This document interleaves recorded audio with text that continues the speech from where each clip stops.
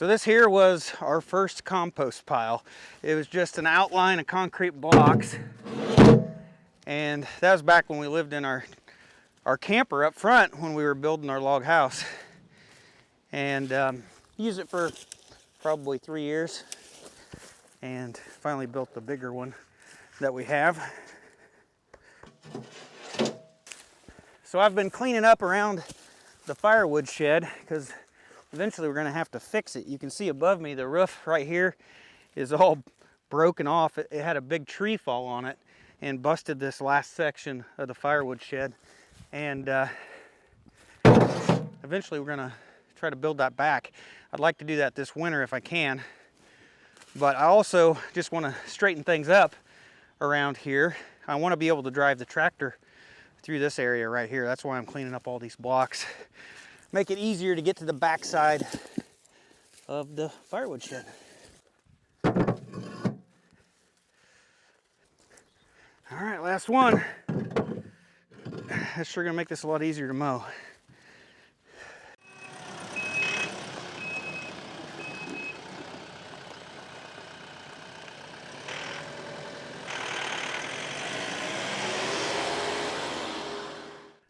All right, I got the concrete blocks unloaded. I ended up putting them on a pallet, and I should have done that to start off with. Well, the log splitter has not been ran in months, and you should try to leave it full of gas, and it is empty. And I didn't shut the gas off. You know, I'm my own worst enemy sometimes. So all that gas probably came out of the tank through the carburetor, probably gummed it up. So this is probably going to be hard to start. So about a year or so ago, I started running only high octane gasoline in this engine. This thing's always been a little hard to start, a little cold natured. And that's what this is here.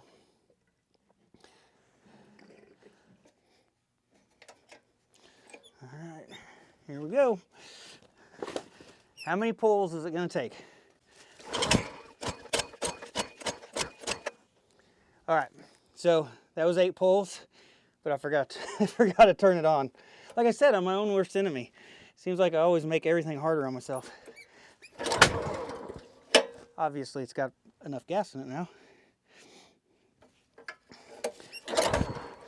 Backfired.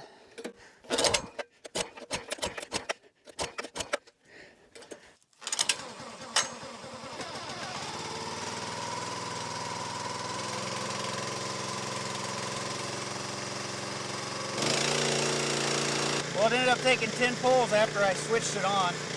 So I'm gonna go ahead, I'm gonna split up some of this firewood over here to see if I can get a little bit split up tonight before it gets dark.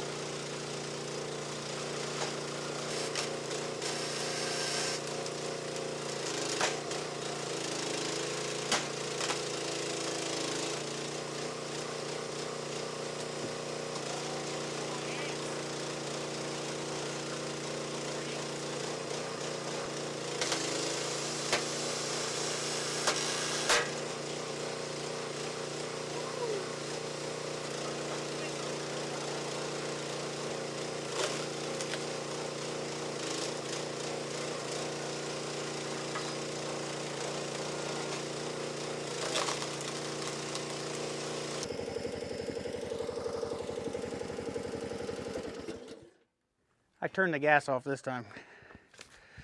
So did you guys see that piece of wood come back and hit me? It hit me in the wrist. I mean, luckily it didn't come back in my face. But I could tell that, you know, that could happen because it builds up a lot of pressure. It starts popping, the wood starts popping. And a lot of times if it doesn't split, it'll just start tearing the wood. It'll just start like just cutting through it like a chisel. And it'll pop as it chisels through there. And sometimes you can tell that it's not popping and it is building up a ton of pressure.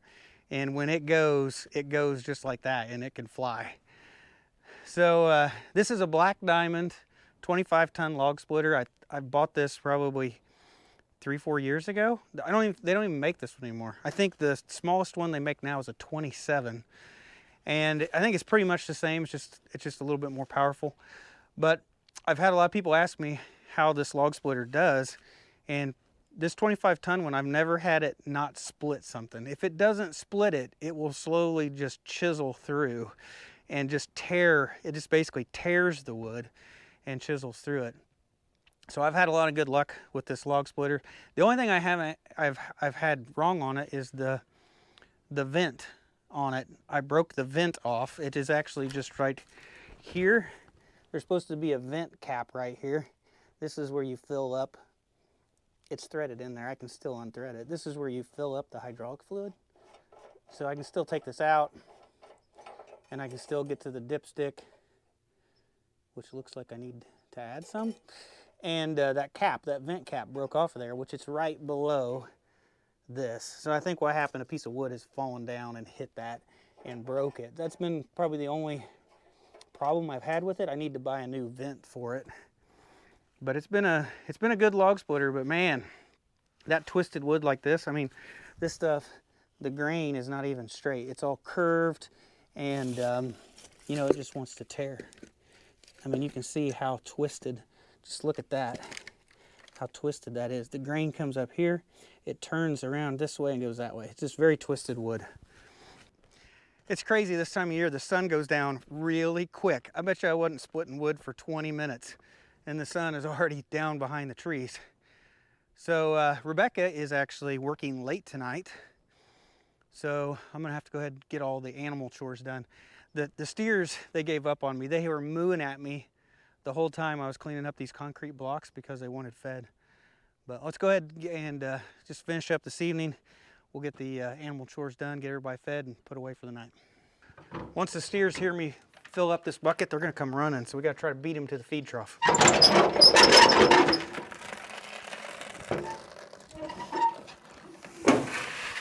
Ah!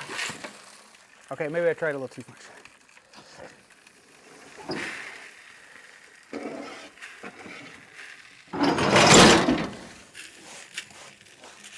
Oh man, they're here already. You guys ran all the way from the other side.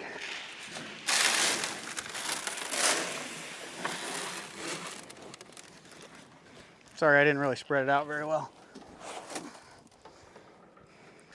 Oh man, I really dumped it on the ground, didn't I? Here you go, Petey. I put most of it in front of Fireball.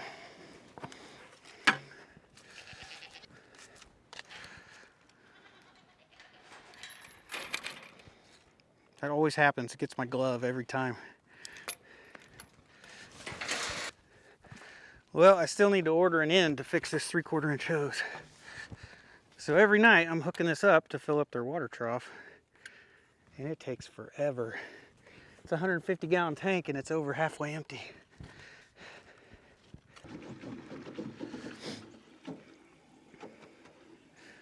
Well, that'll take a while for that to fill up. We'll go do the other animals to put them up.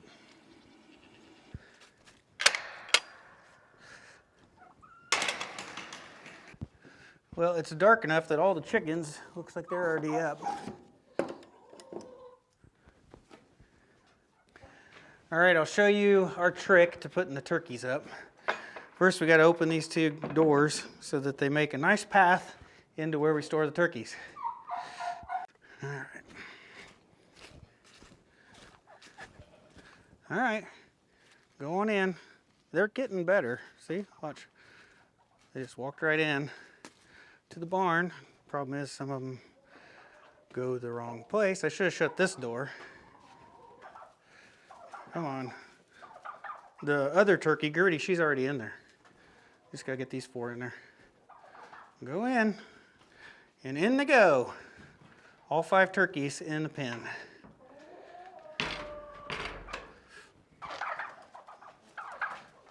Man, you almost ate it all.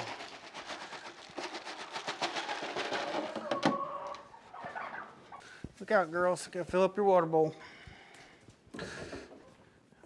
Go inside.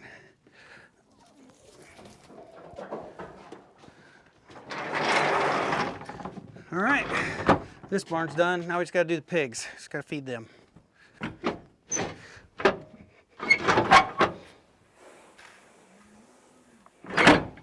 Oops, maybe a little too much. You hear the steers? They're mooing again. They think this is for them.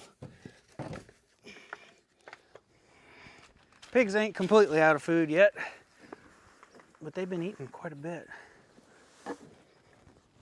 Hey, piggies. Come here, piggies. Come on. Come and get it.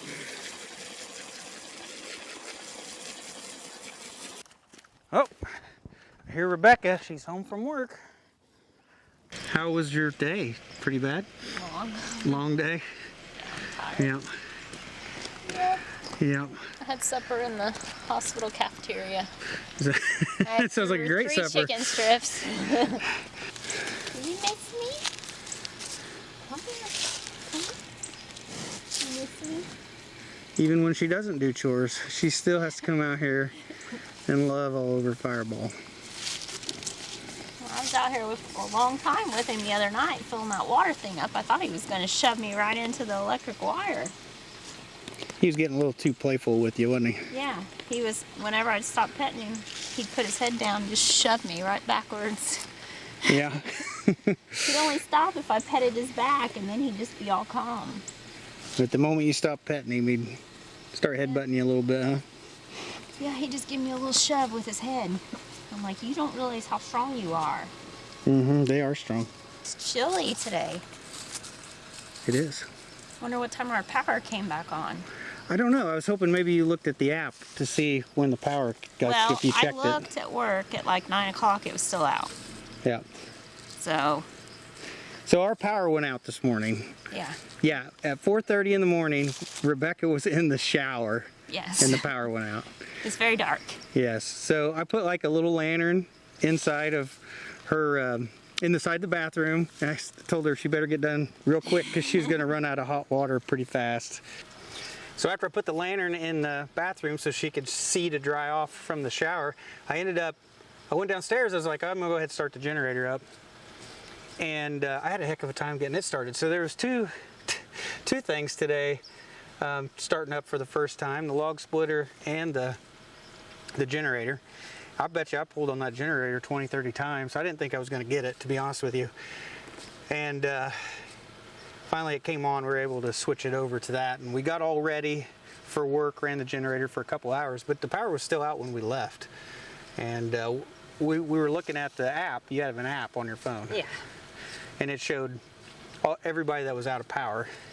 Yeah. And they were slowly coming back on, but of course we're the last ones, right? It was like everybody else was getting their power back on and we're still out. Yeah, when I went to work, about for 4 miles, I'd see a house here and there that had a generator running. Yeah. But it wasn't until I got down the road a ways that the next town had power. Yeah, the next town had power. Mm-hmm. Yep. But not out here in the country. Everywhere to the next town was out of power. And we were definitely I think the last ones to get turned on. But we're not sure exactly how long it took because we were gone. But anyway, the sun is down. It is getting dark. It looks way brighter on the camera than it actually is. So we're going to call it a night. We're probably going to head back up to the house, get some supper, and call it a day. Get warmed up. Get warmed up. So, see you guys later. Thanks for watching. Oh, my audience has arrived. Hi, boys. Ooh, back to you. You guys are looking good. You guys are some big, beefy boys, if I don't mind the little pun in that.